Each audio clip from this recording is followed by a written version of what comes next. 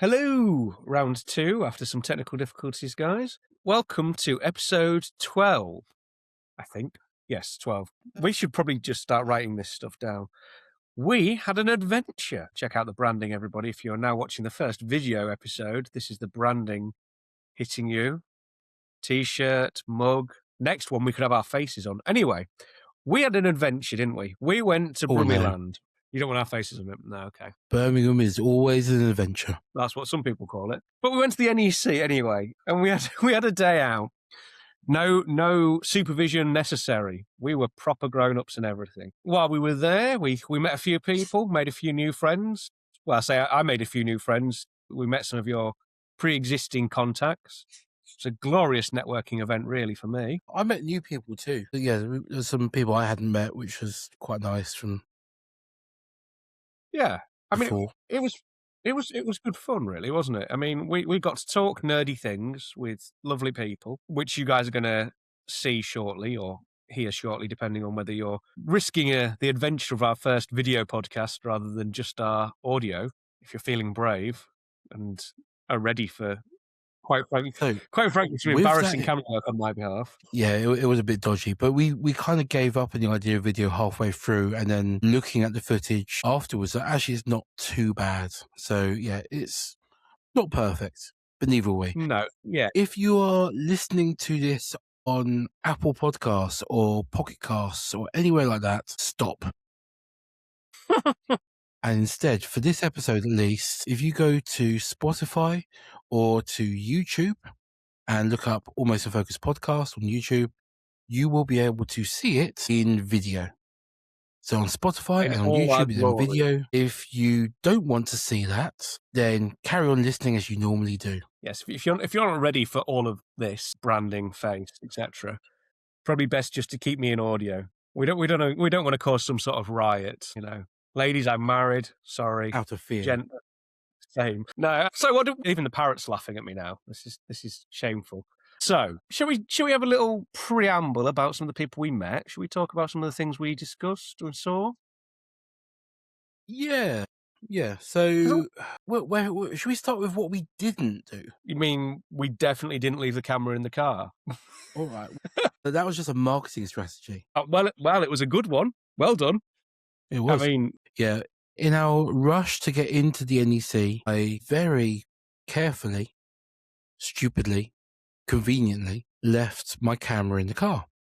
Now, since we're using our camera to film everything you're going to see, that wasn't very clever of me. But it was, because we were wearing, as Toby is wearing right now, an Almost in Focus t-shirt, which meant that I had to run back to the car park against the crowd of photographers going to the NEC, wearing branding for this podcast. So 100 or so photographers who have never heard of us have seen Almost in Focus, walk past them while making a silly mistake, which I turned into something positive in my brain while getting my steps in before we even start. As I say, you got your steps in before you even started. I was sat having a coffee, enjoying my little break from being a podcasting guru and a general brilliant person. But yeah, we had a cup of coffee before we even went in. We rushed. I mean, we did rush to the secondhand camera stall run by the Disabled Photographers, didn't we? In the vain hope of a bargain. The Disabled Photography Association. Yeah. So, I mean, they're a great organisation, and I've got really lucky with them in the past. So I remember last year I got some darkroom bits from them, and I was chatting on WhatsApp this morning with some friends who are also at the show. So, Heather, if you're listening to this, I'm going to name you. Name drop. A friend of mine, name drop. Heather got 13 filters for £10. Bargain. Absolute bargain. I mean, to be fair, if I'd been out there shopping for my students, I'd have got some cameras. Yeah, I mean, I'd have got some of that. There was some really nice 90s and noughties plastic fantastics there for very reasonable prices. Nothing that would add to my camera collection. Or, in fact, just to point out, we are now the whatever it is of March. 17th of March. This is being released on the 18th if I get my act together tonight. Yeah, no pressure. But I haven't bought any camera gear yet, unless you count film Well done. and bits for my gimbal. But that was a birthday present, so I'm thinking about halfway through the year I reward myself with a little break from this no buying camera gear stuff.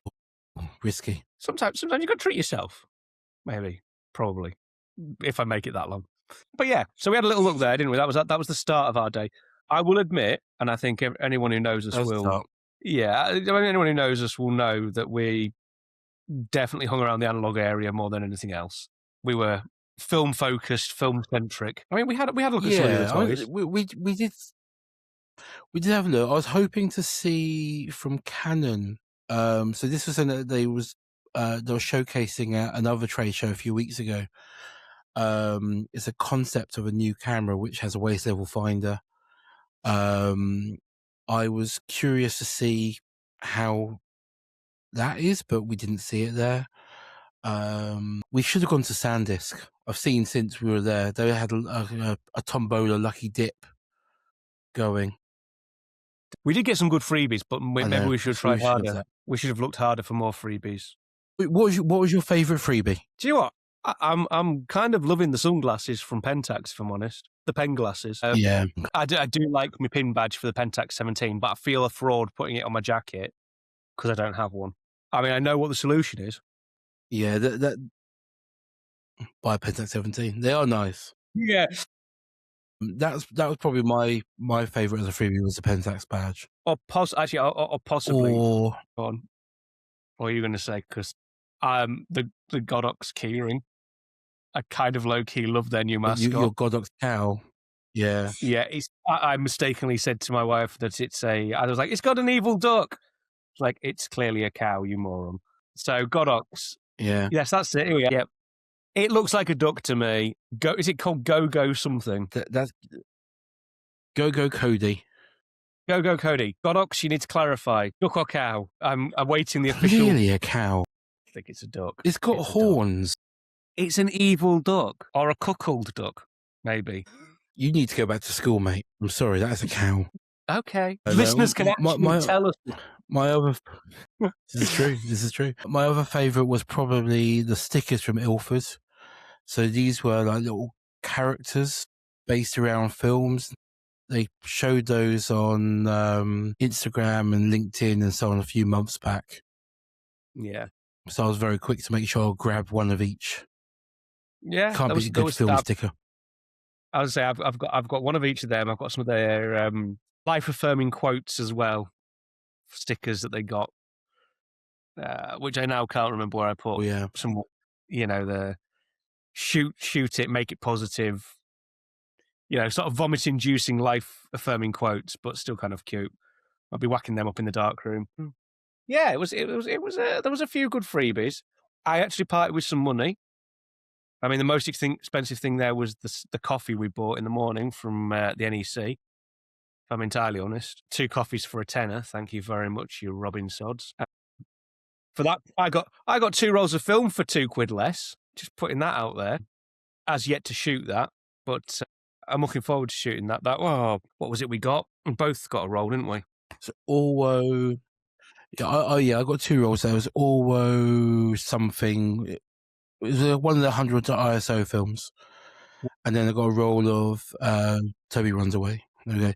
Yeah, so all over there, so they own Ferrani and now we had a chat with them. They weren't fancying being on the podcast directly, but the guy was kind of working on his own at the time. It was quite busy, so I don't know. Not surprised. I'm back. Who else? You back? I'm just waffling. It's all right. I ran to the fridge. Or Wolfen NP100. Wolfen NP100. There we go. That's what we needed to know. Problem solved. We've worked it out. There we go, guys. He's back again. And surrounded by animals, but I'm back. Time for a sip. See, what you guys don't see normally is things like me running around trying to find things. So you've now experienced truly how chaotic this podcast is. You think my kitchen was a mile away. Okay. Right, back. Where were we? Yes. Well, you got some dragon film on that. I got some dragon film as well, but we'll talk about that in a bit. Yeah, the Orwo film guy was cool. The guy selling the guy. I don't know his name. He was. I didn't get his name. Unfortunately, wasn't keen to be interviewed, but interesting bloke. Shades of Scooby-Doo. Yeah, he was sort of a cross between Shaggy and an Australian surfer. Yeah, he was an interesting guy. Sort of wish we'd managed to convince him to have an interview, but you can't win them all. We're only mortal men. So anyway, yeah, who we did talk to, who we did interview. We started off with someone I've got to know a little bit online over the last couple of years, which is Rachel Brewster-Wright. So if you're not familiar with Rachel, she's one part of the Sunny 16 podcast team. Excellent podcast. And she does bits for Ilford's educational videos. And more importantly, she runs a community darkroom space up in Liverpool. Yeah, which was really interesting. She was telling us all about it, wasn't she? I mean, speak to the camera. I'm just camera. Yeah. Oh boy. Okay. So I'll just. Okay. We could have used the other mic. Okay. Can you tell us a little bit about Little Vintage Photography? What you do? Yeah, sure. Lovely to meet you, Tom. I run Little Vintage Photography. I've run this for 12 years as my full-time business. I basically teach people how to shoot with film, how to process by hand, how to print in the darkroom. So anything from sort of mid-1800s through to early 2000s is my bag, basically. I run the workshops. I have a darkroom that I hire out. I work as the darkroom educator for Ilford as well and do their darkroom guides. And I just love using all these aspects of analog photography. I'm basically creating a package which is the No Fear film photography framework to help people get from being a digital photographer interested in analog and working out how to use that as part of their workflow to address a luxury client or work in fine art or something around fashion, that kind of thing. So ways of bringing in analog film photography into their workflow and into their portfolio, because we just think it's just such a fabulous medium to use. I was about to ask you something else, but I'm going to ask you this first. Okay. The stuff you do with Ilford, we love it. We use it a lot with our students, Toby as well. Thanks. Okay. But in terms of setting up the darkroom, yes, and running that as a community thing, how does that come about? Okay, so my dream job. Yes, I have always wanted a darkroom. I had my own, obviously, at home. I used to teach workshops from home, but then I had a small child and a dog, and it became, it's not considered good form to have your chemistry right next to the baby and all those sorts of things. So, unfortunately, I had to move my darkroom out of my house, and I basically set up my own with one of the pop-up kind of like darkrooms that were around at the time. This was, I invested in my very first pop-up darkroom in February 2020, and then you may remember something happened, which meant that unfortunately, anything light tight, airtight, effectively was out commission. So my enlargers were held hostage for about 2 years in a basement, and then eventually I managed to get them back out, made it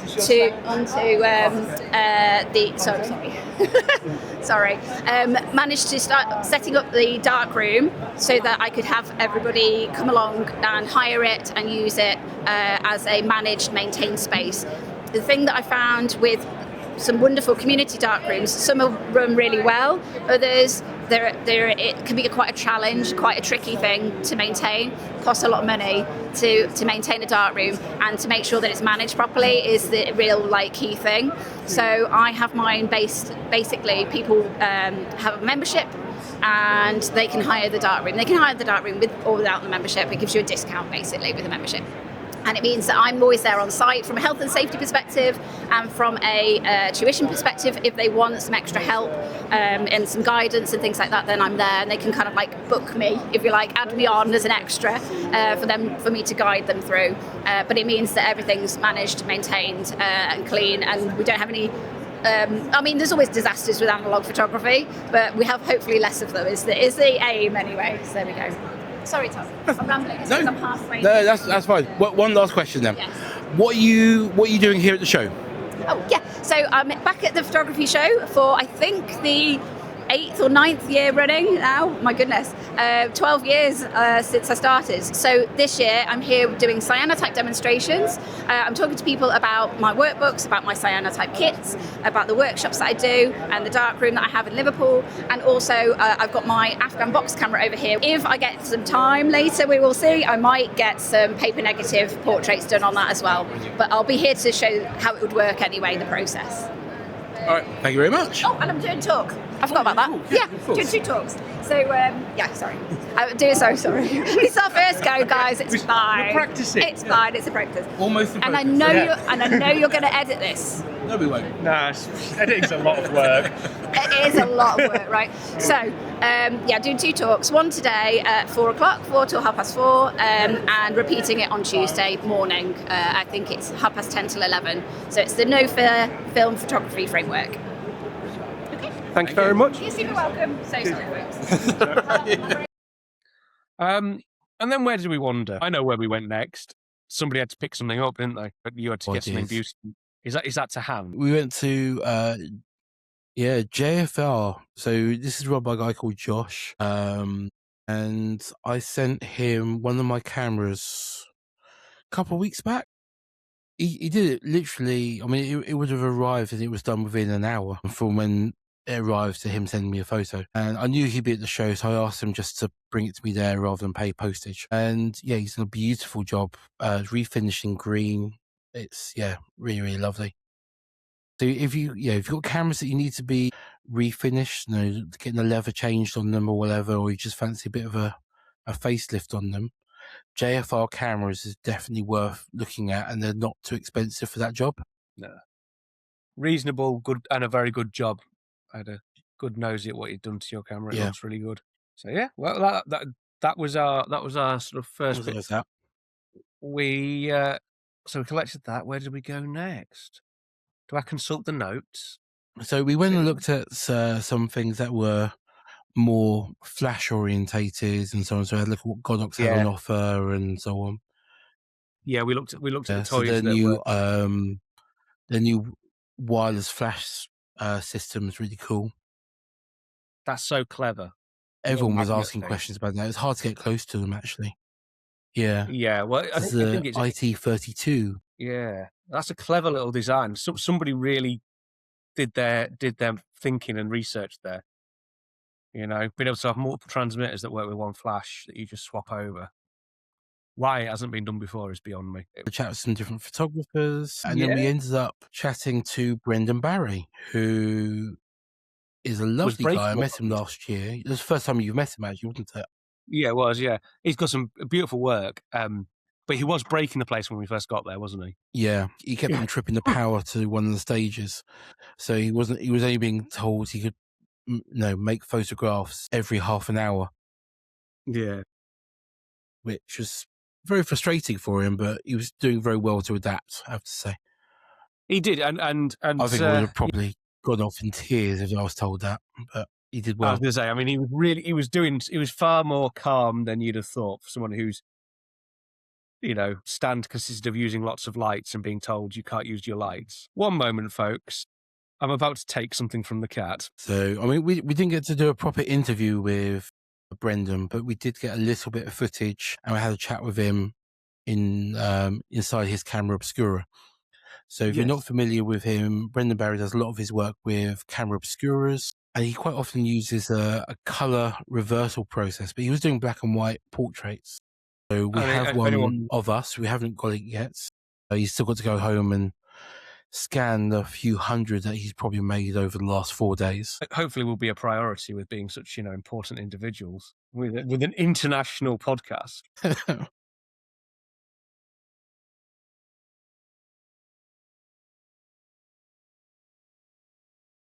Check out the logo coming out straight away. What's a bit sad, Brendan, is that you've got a temporary darkroom here, which is bigger than my darkroom at home.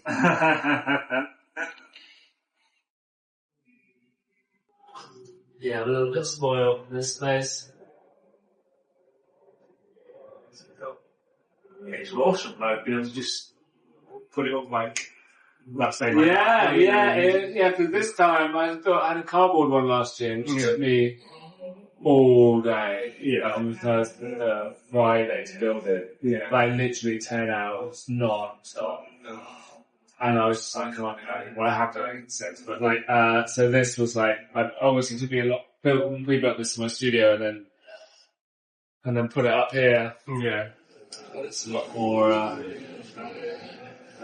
user-friendly and that's very efficient as well, yeah. Sorry? Very efficient. Yeah, and it can go up anywhere. Like, it's not, it's the sort of thing that you wouldn't want to put it up for a day. No. But, a few days somewhere. Good. Okay. Oh, t-shirts look good. I was going to say, if we, was it? Oh, yeah. That's all the advertising we need. Should have worn them backwards though, mate.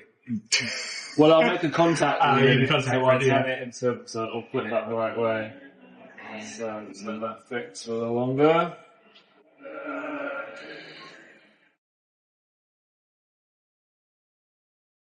Was working in this way, like paper negative, printing on some contacts. And I invited a friend of mine, her daughter, into the studio and like made this portrait, and it was perfect. It took me hours like to get the lighting right and all of the kind of backdrop perfectly lit and them in focus, and I had softbox, all looking great. But their experience was kind of like bored. Yes, sitting there for hours in the hot light. And then I made the picture and it looked perfect. And I showed it to a friend of mine, based out of mental with me. I was like, check out this picture over here. And he was like, oh, yes, looks like you shot it on a hat, done a darkroom print, and largely like all of the magic of the process, the inconsistency, the smudge marks, the chemical stains, all lost. Yeah. And obviously, processes that embrace that. But then the other thing is like I work with this colour process quite a lot. I'm looking forward to trying that this summer myself, actually. Yeah, the reversal one. Yeah. And there are some people out there who are obsessive about trying to nail the colour balance. Yeah. But the problem with that is it's a reversal process. So you're doing things to the chemistry and the paper that are not designed to have done to them. So like constantly things are sort of shifting and changing, and you're chasing a moving object. Yeah. Hello. Hey. Anyway, yeah, so if you try and control it too much, you lose sight of the outcome. Yeah, totally. You get kind of lost in the mechanics and you end up making boring pictures. Right. This is what you're not meant to do. There's a different ways of destroying the chemical. Yeah. So cool. Oh, I've seen this before. So this is the bit when I show my students that they get all like gooey-eyed and Yeah. run out and buy film cameras and... It's just putting it in the oven and you agitate it and eventually it comes through. That's it felt like which Here it comes. Oh, it's So coming what up. I realised I forgot to, because I'm just wired at the moment, I didn't rinse the print properly. So there's going to be a lot of contamination and I weird really stuff like going on. that. I like that. Yeah, it's got something to I embrace had a sometimes. tintype done at me and I really liked it. The guy was like, I'm really sorry. No, I love it. Yeah, totally. Those imperfections and the kind of, If you wanted to be pristine, go get a Canon. Yeah, go away. No, it's got more... What's the Character. it's got more puncture, hasn't it? You loving the word puncture. I am today. I've been on full version. I was listening to it like last night again.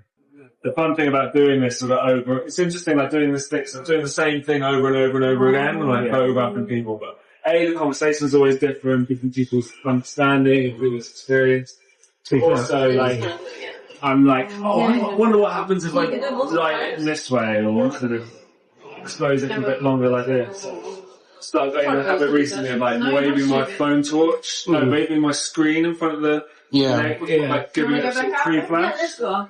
Do you guys want your pictures taken? Do you want yours done? Yeah, cool. Yeah. Yeah, well, I'll be another like 3 minutes with Okay, this. should we go out slowly? Sorry, I'm just so curious because I've never been to a red room, so... Yeah. Well, head out, and wait. Well, either hang out here for a bit, or I'll be literally 3 or 4 minutes. I'll come and make your picture. We'll try to... I think that was probably one of my highlights, was the dark room in a box, or being inside the camera. It was like being a roll of film. Yeah, you can't beat a good camera obscura. Yeah, that was I really enjoyed that part. Was it then that we took a little break and met the beard champion of 2022? Was that then? No, that was just before then. Yes. Oh yeah. John? I want to say John. I think so. I think it was John. I don't think he's made it. I don't think he's made it to the final edit. Sorry, John, if you're listening. Yeah. But yeah, very interesting chat, especially around beards and with the competing in beard championships, which I didn't even know was a thing. Who did make the Candy? Now that was an experience. And actually did a fabulous reading of a bit of your book as well, didn't she? You did. I'll share that another time.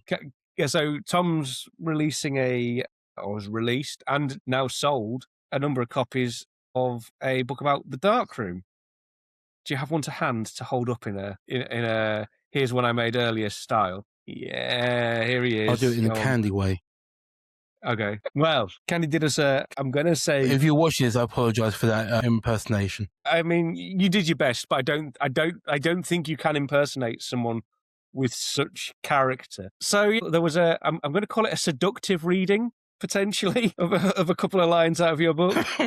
I felt a bit awkward in the way I wrote it, actually, listening to the way she read it to us. Well, I think it's all in the reading. It's all in the reading and the direct eye contact the entire time. But yeah, Candy was there. She was running a stall as well.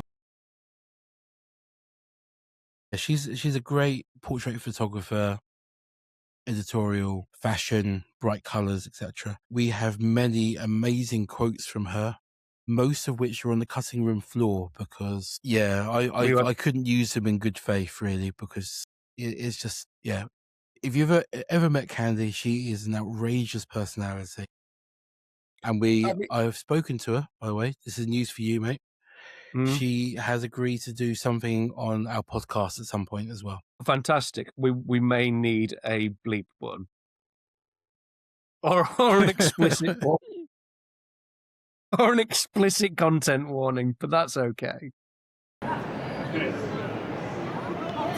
Whatever it is, I'll say it. I'm going to get a tan. It's warm, innit? I'm too ginger for that. Okay. No idea if the microphone's actually picking you up, Candy, but for us, this is just comedy gold right now. Yeah. Okay, so for context, I do well at not selling. This is brilliant. This fits in with our podcast perfectly. That is spot on, really. So this is actually the first time we've met. Yeah, well, no, I stalk you online. I mean, sorry, I watch you online from afar. LinkedIn, even LinkedIn, like grown-up stalking, professional stalking. So Candy and I, we both sort of did bits for Analogue Wonderland. Yeah. And the universe at large. Yeah. So. I'm telling you, I'm secretly Batman. But portraits, that's your thing, and yeah, people and colour and obnoxiousness. Oh, that's just me. But yeah, people mostly. I like if there's a pulse in my picture. Yeah. I like warm bodies. What? I used to work photographing dead people. This is a nice change. Really? No, legit, really. How? Well, I didn't kill them. It was part of a legit job role. That's a soundbite. I know. So you've done 2 books yourself now, haven't you? Was it 3? 2. There's a third on the way, but it's And your own podcast? The Loud Lens, Photography's Middle Finger. Perfectly fitting with the title of your first book. Take the fucking lens cap off. Or should I say take the effing lens cap off? We swear it quite. And then the other one is No One Fucking Cares About Your Photography. I haven't got that one yet. Don't worry. It's really popular, but it's more aimed... It sounds really obnoxious. It's aimed at people who are really struggling to keep creating when they feel that they've got imposter syndrome, basically. Right. It's basically me shouting, but through word. That's my greatest feedback. I can literally hear you in the book. I'm like, well, good, because I wrote it. Yeah, that's true of the first one, definitely. Yeah, there's a whole chapter on dog poo, which I'm very proud of. That reminds me of the Keith Arnold stuff we did at uni. Yeah. With the white dog poo. Yeah, you don't see much of that anymore, do you? No. Pedigree had to change what level of crap they put into the food. Yeah, it's probably worse Now it's now. got to be human consumption, isn't it? Supposedly. I'm not eating dog food to find out. But It's not next episode. I've eaten my own food. It's probably not too dissimilar. My cooking is not up there.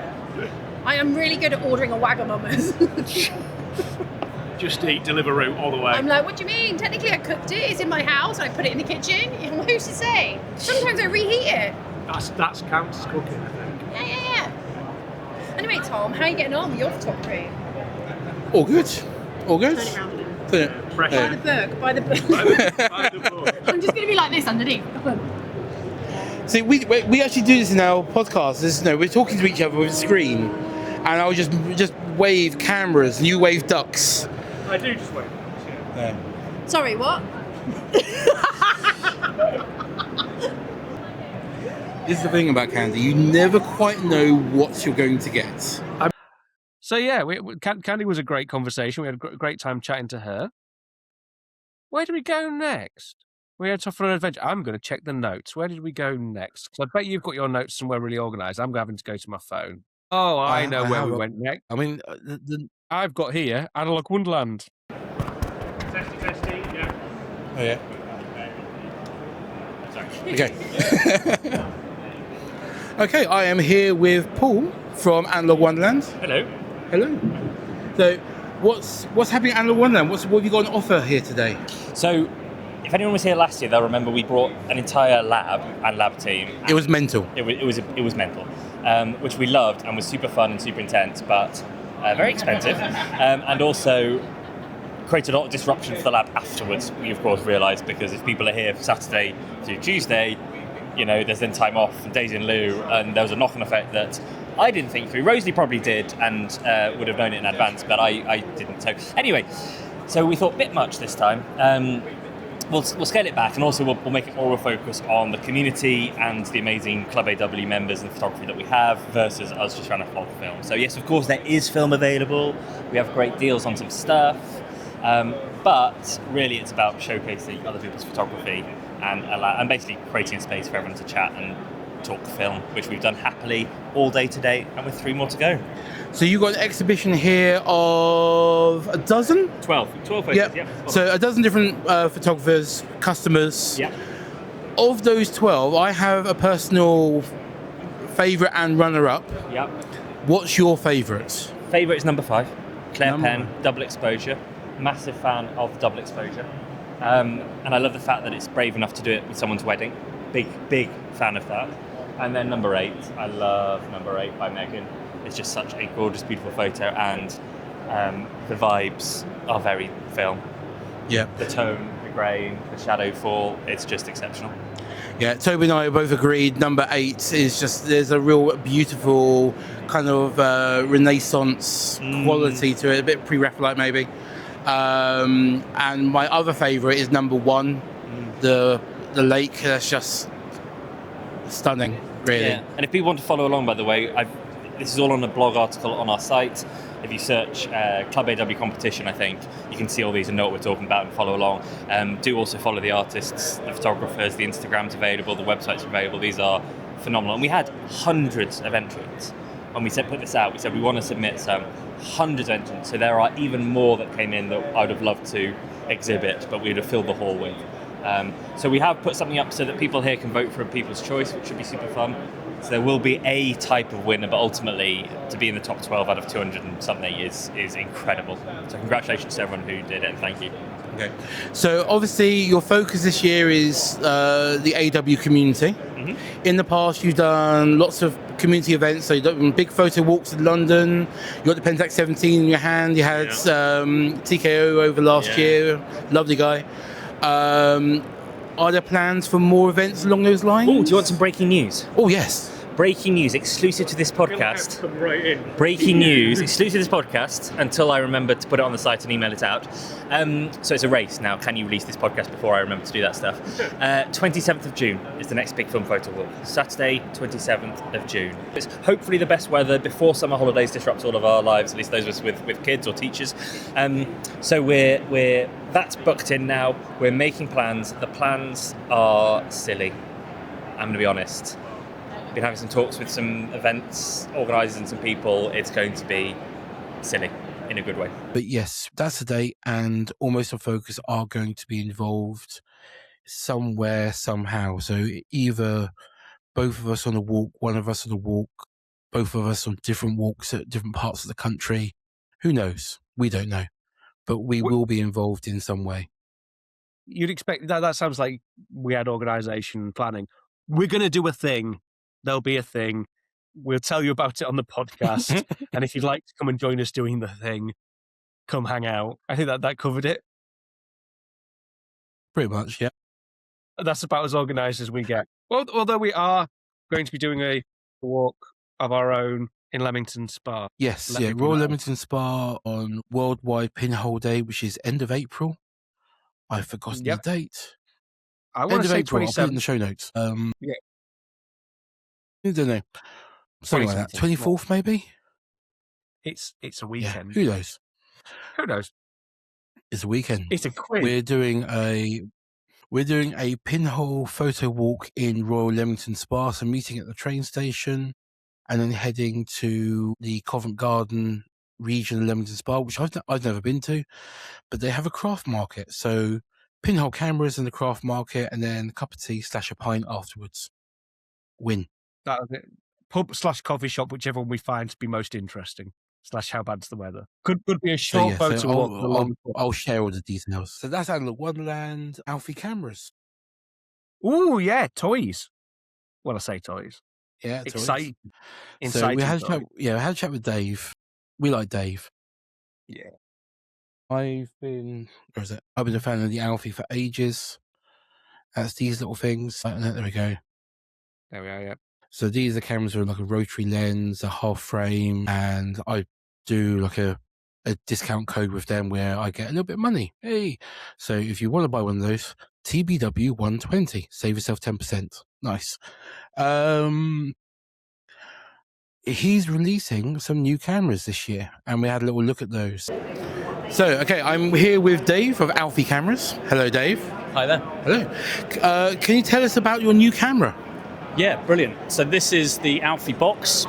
It is a box camera, 6x9 format, and the idea is to give people the opportunity to totally immerse themselves in the whole of analog photography, from composing your image right through to developing your own print and learning the chemistry.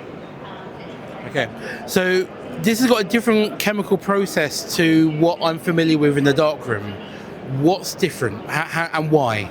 So you can still use your traditional darkroom process, but we're promoting it with a black and white reversal process. So that the idea here is that you put in photographic paper, so we're using Ilford multigrade, and you do a development step, a bleach step, a clarifier step, and then a re-exposure to light, which is just open your film back, and then final develop again. And that final develop gives you that image just revealing from the white paper that you may have seen on the internet before. Okay, so we've got two versions of it here. What's the differences? So I've been asking on social media which colours people preferred. We've got a lighter, more Scandinavian look, which is a wooden camera obviously, and the darker stained look. People seem to be preferring the stained look, so we'll probably be going with the stained darker version. But I've got two lenses on these two cameras. The rest of the camera is exactly the same. We've got a pinhole version, which will be the base model camera, and then we have one of the two optical glass lenses that we've designed for the system. This is a 100mm lens with a range of Waterhouse stops that we'll be providing with that lens. So that's great for doing portraits and sort of typical equivalent of about 50mm on 35mm film. And then with the 55mm lens, it's nice and wide, great for doing your landscapes, but that will be a fixed aperture lens of about f/16. I like the idea of the apertures. It makes me think a bit of Edward Weston and the way he was doing the peppers, where he was making extra fine apertures. So I can imagine it working really well for the studio as well as on location. Yeah, and there's nothing to stop you making your own apertures as well if you want to do something funky with unusual shapes. But on location, we're going to provide standard ones ready to go for people, and it just gives you that flexibility. And you're dealing with ISO 3 to 5 on the paper that we're initially marketing it with, which means your exposures are anything from half a second up to sort of 10 seconds, maybe 15 if it's really overcast and you want to use a small aperture. Yeah. So the paper size is 6x9. Is this going to be available to cut to that size already, or does it need to be cut manually by the owner? We're going to offer pre-cut packs of paper that people can buy with the camera and then come back to us for more. But obviously, if you want to cut your own paper, you've got a particular stock you want to try or use with it, then you can do that as well. Excellent. And when can we see it coming out? So we're in pre-launch phase at the moment. We're trying to get people interested and excited. Take a look at our VIP membership so that you can join and show us how much interest there is about the camera, so we know we've got the right volumes that we're looking to manufacture. That's going to finish in 2 months' time. Then we'll be on Kickstarter, and that Kickstarter process will result in cameras shipping around the autumn time in the UK, and global ones will ship around the same time as well, but probably a bit of a staggered shipment over that month. Excellent. Thank you very much. Thank you. Was it by any chance your quite frankly packed talk next after that? Was it? In the video, it is next. Yeah. Yeah. That was a surprise, wasn't it? Yeah. Well, no.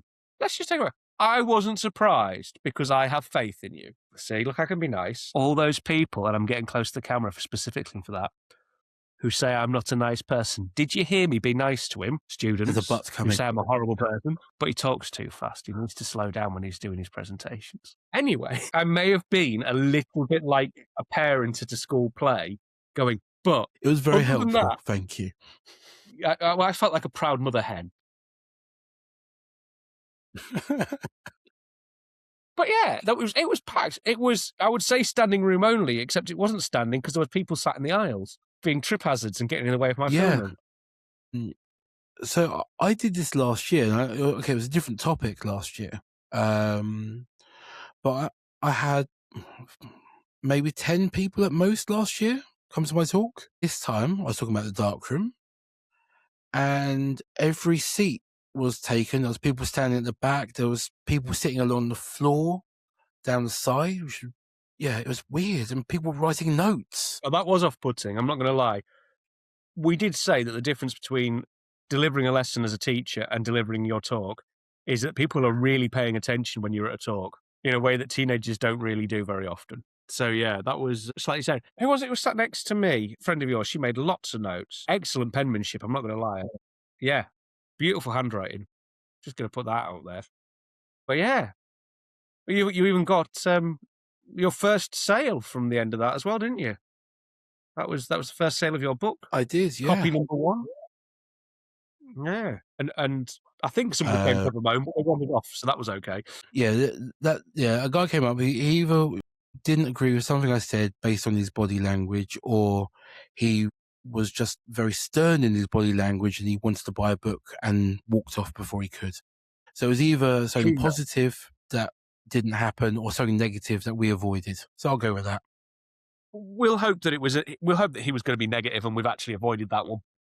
Yeah, so that was a win as well. It was good fun. It was, as you say, you got the idea that when we're talking to our students, they're teenagers, they either want to be there and they're there to learn and they've not really been involved in photography all that much, or they're there because they have to be because they're in school and it's better than maths.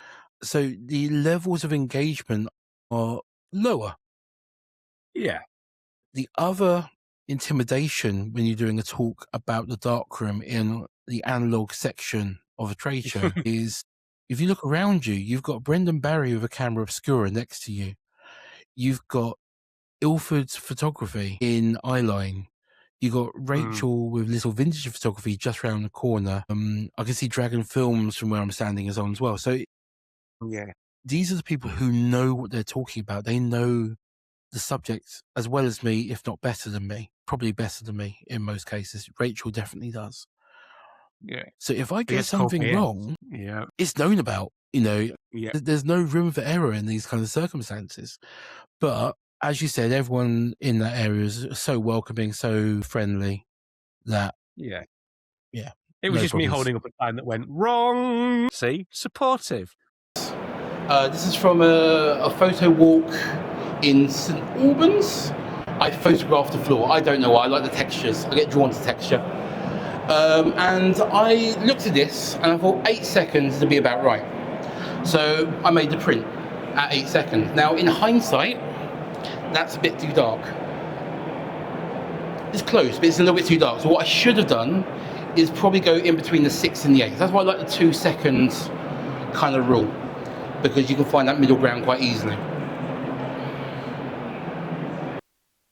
Not. He's just done a talk on film and everyone believed everything he said. Are we on? Have I got sound? We're sound. Yeah. We'll try again. So this is round 2. So we're at Dragon Film. Could you tell us a little bit about why it's a dragon and what you do? Sure. So the dragon is because I'm half Welsh. We were looking for a logo that was instantly recognisable that nobody else has got in this industry. Hence the Dragon Film, the dragon, the logo. It's instantly recognisable, and I think that's important to us because of the history, but also important to us, obviously, is people recognise us. So that's the reason for the dragon. Okay, cool. And so you've got a range of films here. Can you tell us a little bit about what they are and what they do, other than being film, obviously?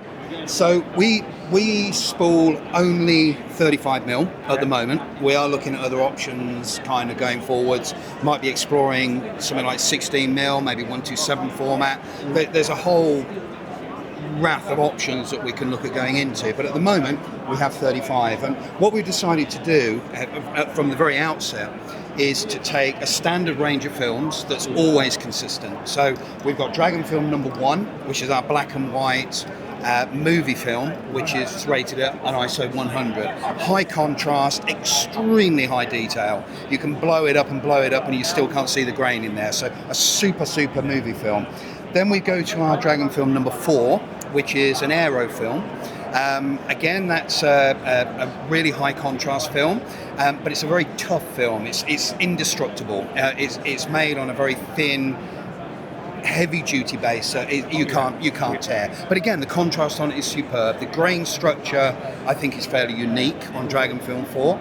And then our latest film, which is Dragon Film number 7, which is again another movie film, but this time we've got ISO rating between 200 up to 1600 and above. We rated at 400.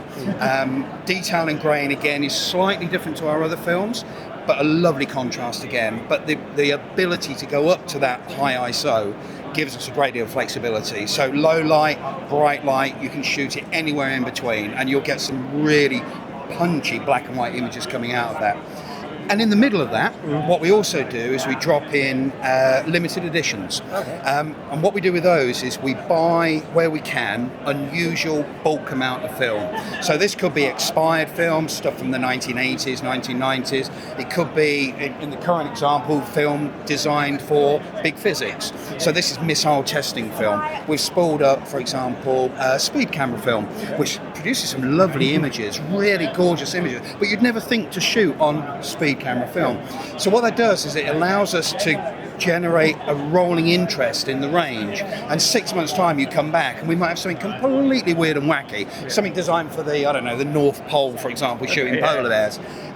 So we kind of mix that up to our limited editions, and they only exist for the time that we have the film. So when you see a limited edition, if it's really interesting for you to get, grab hold of it, because 2 weeks time it ain't going to be there necessarily. And our film, it comes from wherever we can get it. So our standard range comes from a Ukrainian manufacturer, and our limited editions come from wherever we can get them from. That's brilliant. Thank you ever so much for your time. Lovely really to talk to you. Thank Lovely you. to talk to you. Thank you very much. Yes, perfect. Thank you. Good. Got all that? Yeah. We weren't expecting this. So this was Richard Solar from Increment Labs. Yeah, this looks was like cool. it's going to be this could be what breaks me in terms of buying camera stuff. I think I'm going to be on the Kickstarter for this one.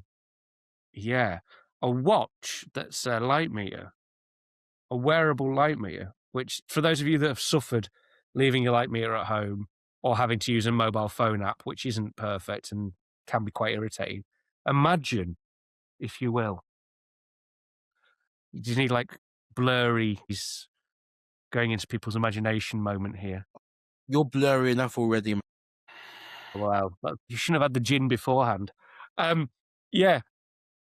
Anyway, is a watch that makes you feel like James Bond because it does two things. It tells the time and it's a light meter. It's sort of a Casio style look as well in it. Now it's got like a 90s retro vibe. I mean, the way he was explaining it to us, it's not going to have fundamental usability when you're out with your camera in hand, but he was sort of going down the route of you're learning about the exposure triangle, you're sort of refreshing your memory on it and understanding what light looks like. And you don't have a camera with you, but you can see, okay, so this exposure would be CF f8, whatever, based on the light that's around me at this point in time.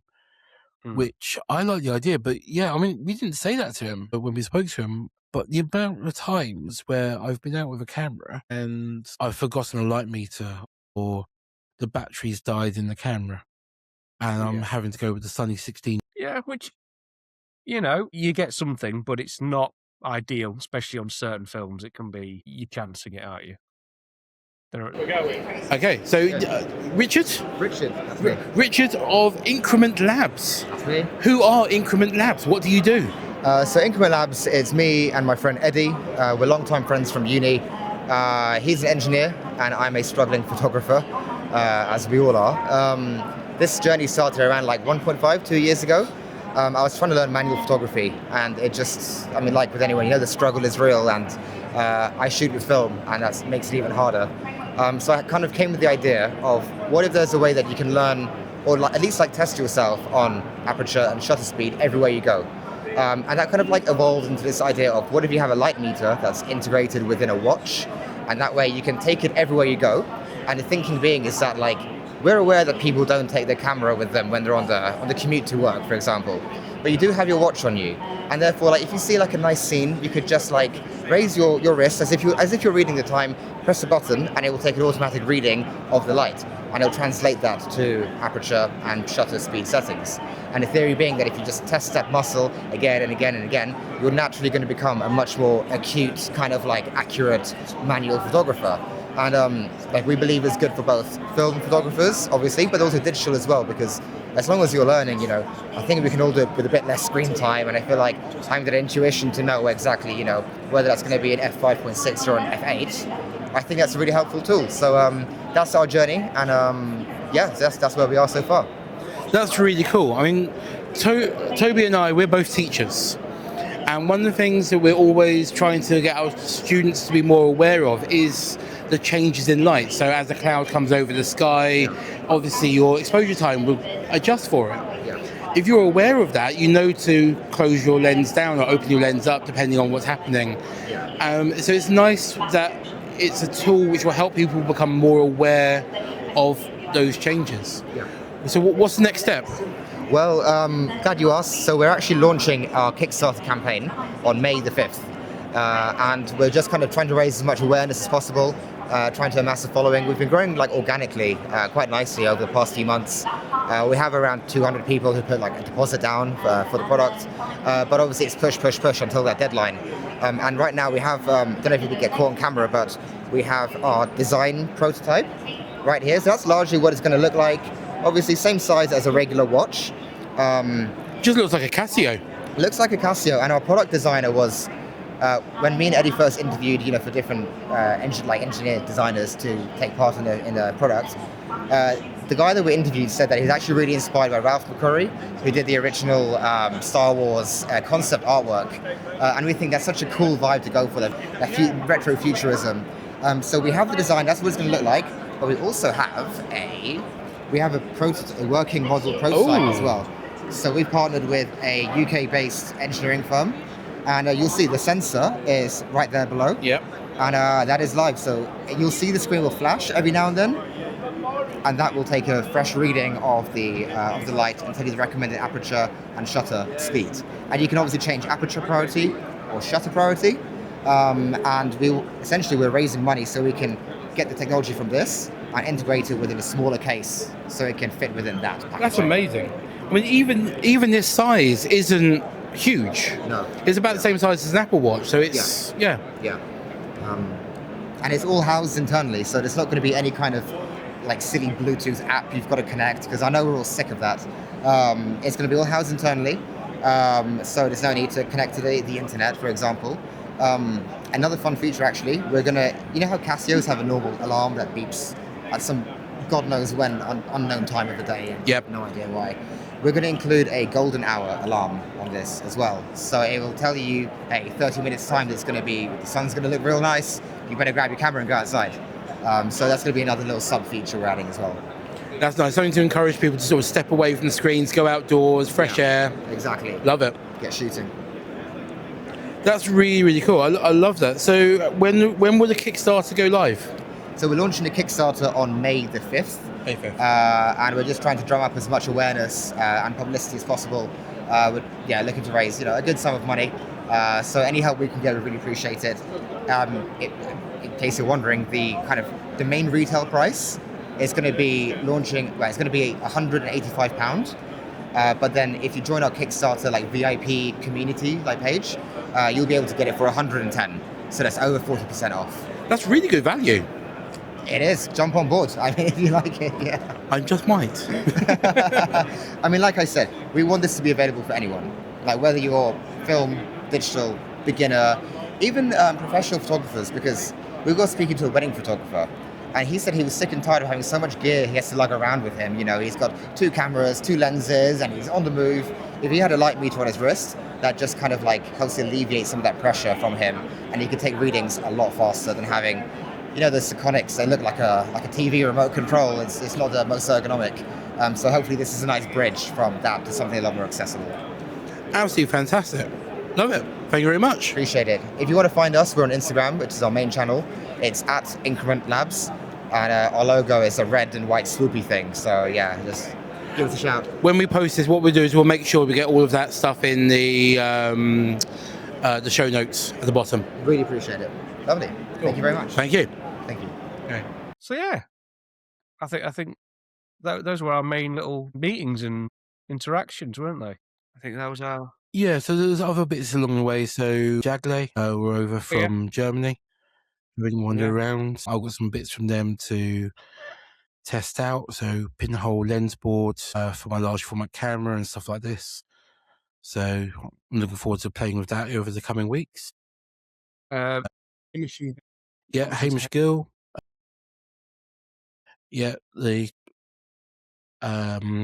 The face behind 35mm, the pixelator scanning masks as well, and then Ben. Oh, Ben! I've forgotten your surname.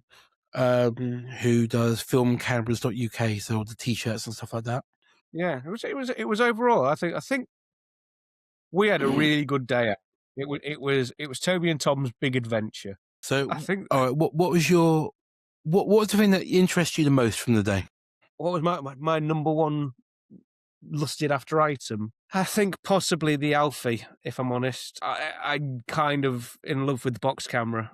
I am going to sign up to the Kickstarter.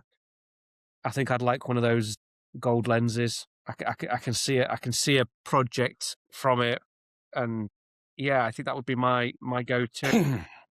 There was lots of cool things as well. I mean, honorable mention goes to the Godox flash gun with the multiple triggers. I think that's a brilliant concept. And I kind of now want a camera obscura that I can take and set up everywhere and take huge pictures with. I don't think I've got the time to build one, or I have any idea where you're going to get a lens the size of a dinner plate. So yeah. What about you? What was your ones to watch or items of greatest desire? Okay, item of greatest desire, someone else had bought. I'm very You were a bitter bit about it bitter because I about couldn't this. afford it. Vintage Camera Hut had one of my favourite cameras for sale. First time I've ever actually held one. But it's been like the dream medium format camera for me forever. A Bronica RF645. And yeah, getting to have a little play with that was lovely. And I saw on their Instagram today, someone has bought it and they're very proud of themselves for having it.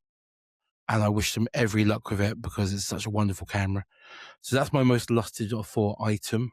A favourite takeaway, though, I think would probably be how, and it's something you've already said, is actually how welcoming everyone was to us. Yeah. So a lot of the people on these stands are people I've spoken with online, but maybe not face to face, or I've spoken to them in the past, like once or twice, but either a whole year ago or 2 years ago.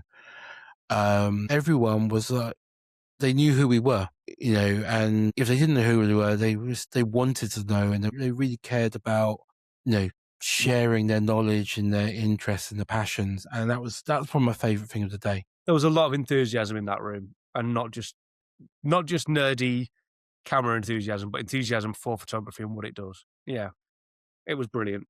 All the other speakers as well. So all the people who are sharing their knowledge, and you know, their ideas with the wider public is, you know, it was great. We caught like snippets of different talks. Unfortunately, we didn't catch any talk all the way through. Too much to see, too much to do, kind of thing. But yeah, we tried to get a lot of. Brilliant. A day disappeared really quickly, didn't it? You know, I It won't did. I won't compare it to my wedding day, but it was a similar experience. You know, I can understand why a lot of people go, you know, for the whole weekend or over a couple of days, you know, beginning of the week, end of the week, kind of thing, because there is so much to try and cram in one go, and there were people talking across the other days that I would have loved to have seen. Yeah. Stuart Roy Clark, he gave a talk on Sunday, which I would love to see. Yeah. Dave Faulkner gave one about doing panoramic photos and half frame cameras. Right. What have we got coming up? Things. So yeah, Many photo things. walk. So yeah. So Almost in Focus photo walk, our first one. Details are on photowalk.me, but it's Royal Leamington Spa, worldwide pinhole day, whatever date that is in April. I think it's the 24th, but I'm probably wrong. No, that sounds about right. There's only 4 Sundays in the month, so, and it was 20 something. Yeah, so it's around then. There we go. But yeah, full details on photowalk.me. Did you know, Toby, my live streams is a year old? Do you know what? I saw that on your Instagram today, and I saw that you're doing a giveaway. I'm gonna do a little giveaway. I think. Yeah. I don't know how. I don't know what I was. I've got a week to work it out. But yeah, so I'm going to do a print giveaway in the darkroom next week. And what that'll probably be is I will give the instructions for it next week, and then it will be on Instagram the day after. But yeah, I've been doing my live streams for a year. It's mad. I believe that. So yeah, that's been a win. We've got that coming up. I think that's it. And next week, hopefully, Almost in Focus podcaster down. Just attack myself with a roast light. Yeah, next week, if I'm still alive, hopefully we have a guest. We need to shift our recording date, so I need to double check he can make it. Mm-hmm. But yeah, we should have quite a nice chat with someone different next week. Maybe we do that as a video one, maybe not. But yeah. Anyway, that's us. There we go. Auf Wiedersehen. Bye for now. Farewell. Bye-bye.